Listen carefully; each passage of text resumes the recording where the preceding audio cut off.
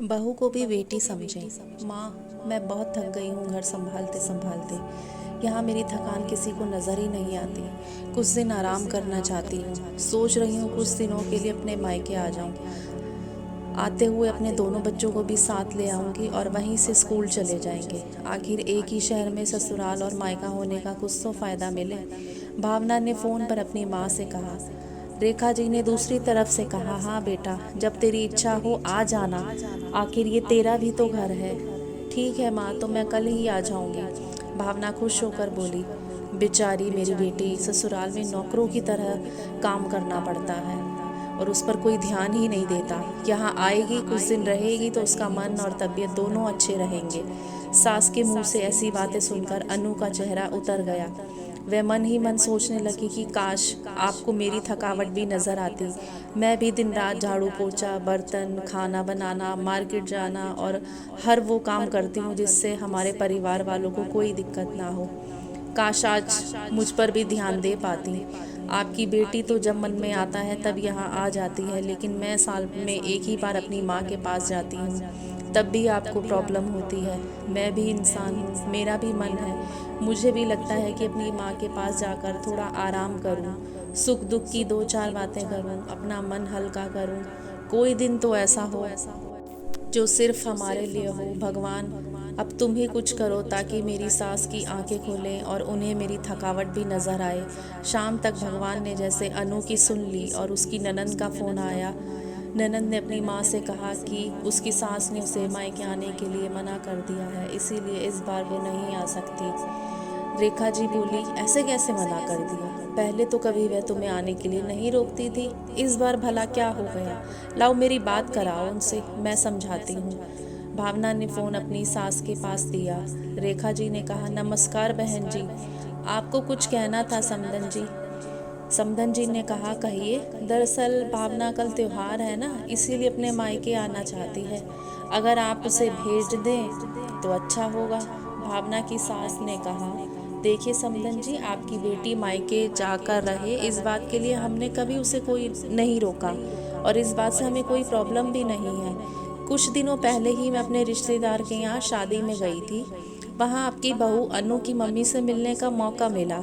उनसे गपशप करने के दौरान उनकी बातों से पता चला कि अनु तो साल में एक ही बार अपने मायके जाने को मिलता है और वो भी बहुत कम समय के लिए। मुझे लगता है आपको पहले अनु को उसके मायके भेज देना चाहिए और वे जब मायके होकर आ जाएगी तो मैं भावना को आपके पास भेज दूंगी, या फिर भावना को मैं भेज देती हूँ, आप अनु को उसके घर भेजो।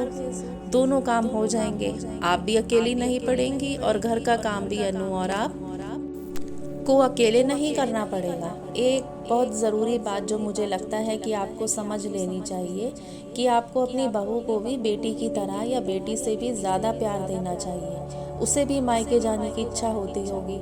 हो सकता है कि भावना के वहाँ आने से, उसकी आवभगत करने से आप उसकी को जो है अपने मायके नहीं भेजती होंगी, या फिर वह आपसे कुछ कहने से अभी डरती हो। अगर आपको उसे घर में ही कैद रखोगी तो एक दिन ऐसा आएगा जब वह आपके खिलाफ बोलने लगेगी। फिर वह आपकी सुनेगी भी नहीं और जब चाहे अपने मायके चली जाएगी। ऐसी स्थिति आए, इससे अच्छा है कि आप खुद ही कुछ बदलाव अमल में ले आएं जिससे आपका रिश्ता और रिश्ते की मिठास खराब ना हो। रेखा को अपनी समधन के हर एक शब्द में सच्चाई नज़र आई। उन्हें महसूस हुआ कि अपनी बेटी के प्यार में अंधे होकर कभी भी अपनी बहू के मन का विचार ही नहीं किया। उन्होंने हमेशा ही अपनी बेटी को अपने बहू से ऊपर रखा। दूसरी तरफ भावना भी अपनी भाभी के बारे में हो रही इस बातचीत को सुन रही थी और उसने भी रियलाइज़ किया कि वह कभी भी अपनी भाभी के साथ ठीक से बात नहीं करती थी और जब जब वह अपने मायके जाती थी तो भाभी थोड़ी उदास रहती थी। रेखा ने अपनी बहू को बुलाया और उससे कहा कि अनु, कुछ दिनों के लिए भावना यहाँ आने वाली है, इसीलिए पहले तुम अपने मायके होकर आओ।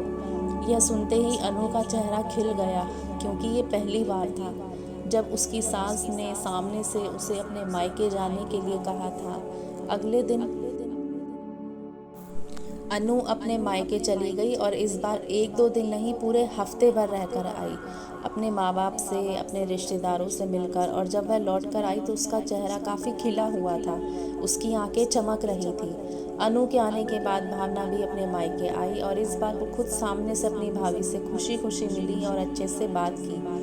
भावना ने अपनी माँ से बात करके उन्हें भी अच्छे से समझने में मदद की कि वह कहीं ना कहीं अनु के साथ गलत व्यवहार कर रही थी। रेखा ने भावना से कहा कि देख बेटा, मैं और तेरे पापा सदा तो बैठे नहीं रहेंगे, एक ना एक तो हमें इस दुनिया से जाना ही है। हमारे बाद अगर तेरा मायका होगा तो वो तेरे भाई भाभी की वजह से, इसीलिए उनसे मिलकर रहा कर। जैसे वो तेरी भाभी हैं ऐसे तू भी तो किसी की भाभी है, इसीलिए भाभीयों के साथ सहेलियों वाला या बहनों वाला रिश्ता रखो, ताकि तू कल को यहाँ आए तो उसे कोई बुरा ना लगे और कल को तेरे साथ भी ससुराल में ऐसा ना हो। दूसरी तरफ अनु अपने ससुराल वालों के बदले रवैये से बहुत खुश थी। अब वह खुशी खुशी सबका ध्यान रखती और हर काम प्यार से करती। वह ध्यान रखती कि कोई भी ऐसी बात या काम ना करे जिससे घर में तनाव का माहौल पैदा हो। रेखा अपनी बहू को खुद ही समय समय पर मायके भेज दिया करती और एक छोटे से बदलाव ने सास बहू और भाभी ननद के बीच के रिश्ते की कड़वाहट को दूर कर दिया और रिश्तों को और भी ज़्यादा मीठा और मजबूत कर दिया। तो दोस्तों, अगर आपको ये कहानी अच्छी लगी हो तो प्लीज़ इसे लाइक और शेयर कीजिए और मेरे चैनल को सब्सक्राइब करना ना भूलिए। धन्यवाद।